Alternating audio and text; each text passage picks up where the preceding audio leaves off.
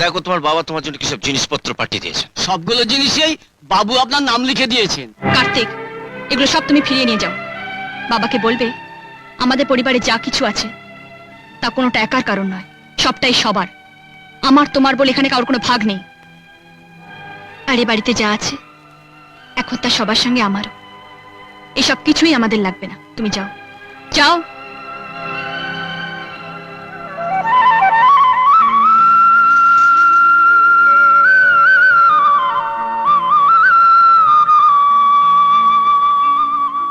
সবগুলো তরকারি এত ভালো হয়েছে যে খেয়ে আমি উঠতেই পারছিলাম না।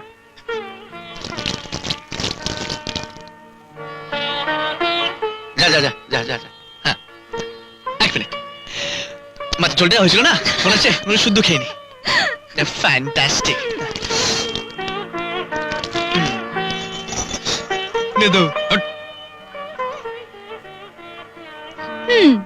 আচ্ছা, সবাই আমার রান্নার আজকে এত প্রশংসা করলো, কই তুমি তো কিছু বলছো না? ইয়ে মানে পটল ভাজাটা দারুণ হয়েছে। পটল ভাজা? Stupid. দাও, জল দাও। রান্নার প্রশংসা না করলে জল পাবে না। বেশি প্রশংসা করলে বউরা মাথায় চেপে বসে। আমি তাহলে এখন কোথায় আছি? পায়ে? হুম। তুমি এখন আমার বুকে আছো সবচেয়ে ভালো জায়গায়। ঠাকুরপো, আরে নে না, লজ্জা বুঝি এখন। নাও। পিসিমা, কি তোর লাগবে? আচ্ছা। ঠিক আছে। পর্দা, ও কবিতা, বিয়ের রাতে তোমার বাবা তোমাকে ডেকে নিয়ে গিয়ে যে কথাগুলো বলেছিলেন আমি সব শুনে ফেলেছিলাম। আর তোমার সাহেদ বাতে সত্যি আমি ভয় পেয়ে গেছিলাম। পর্দা, শুভ দিনে আমি কোনো অশান্তি চাইনি বলেই বাবার কথার কোনো প্রতিবাদ করিনি।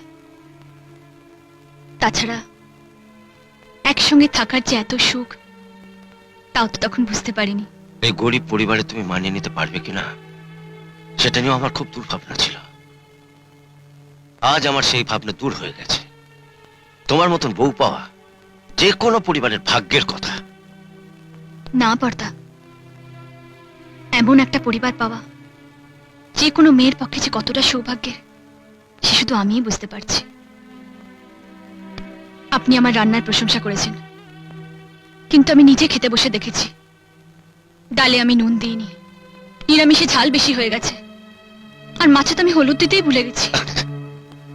কি জানো, মশলা দিয়ে তো সবাই রাঁধতে পারে, সে রান্না খেলে পেট ভরে।